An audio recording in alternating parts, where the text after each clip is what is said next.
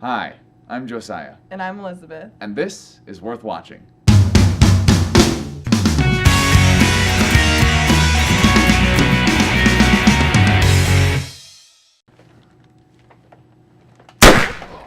Oh! Hello and welcome to this episode of Worth Watching. Today we are reviewing 22 Jump Street. Alright, so this movie takes place pretty much right after 21 Jump Street, and you actually get this little sort of montage, little recap of the events from 21 Jump Street at the beginning of this movie, and essentially you're dealing with the two main characters played by Channing Tatum and Jonah Hill, undercover cops. Now, instead of infiltrating a high school, they are infiltrating a college because there's a new drug craze going around at this college, and it's their job to go undercover and find out what that is. Alright, so what did you think of this movie?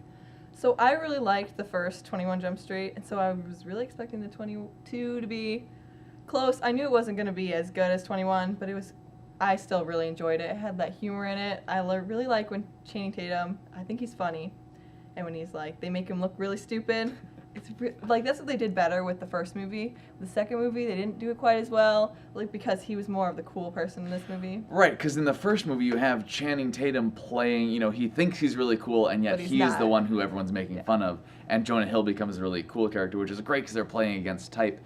In this movie, they actually reverse that. Now Jonah Hill's kind of the weird guy, and Channing Tatum actually is thought of as really cool in this college, which I think you're right, makes it less funny, because you don't get that really hilarious contrast that you got in the first movie that made it work so well. One of the things I think this movie definitely did better than the first movie was just every scene with Ice Cube in it. In the first movie, Ice Cube's kind of just in there. He's just sort of plays a side character. In this movie, he is, in my opinion, the best part of the movie. He is hilarious and has some really great scenes in there, and just his facial expressions and things he did throughout the movie. He's playing really like a parody of what people think he is, and he does it so well in this movie, and you just laugh so hard at all the scenes that he's in.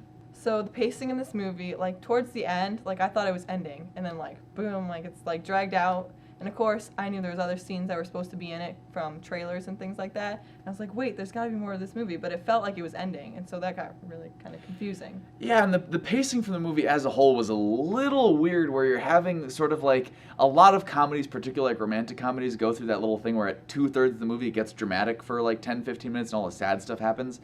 That movie kind of did that, only it did it 4 or 5 times sprinkled throughout this movie, where rather than getting straight comedy for the first 2/3 of the movie, you had comedy and then 10 minutes of drama, comedy and 10 minutes of drama, and kind of awkward drama that was worked in there, and I just wish there had been more funny moments in this movie. That being said, the moments in this movie that were funny were really funny and had me laughing really hard. And there was this one scene that was probably our favorite that had this just sound effect. We can't really tell you what it is because it totally give it away, but we were laughing for a good minute. Yes, there was a scene with the sound effect that was really funny. It was good. Another thing I liked that this movie did was that they did this a little in the trailer too, and it is in the movie, is where they make a lot of jokes that are vague references to the fact that this movie is a sequel, and references to the movie itself that aren't directly referencing the movie but are very thinly veiled comments about sequels and things like that.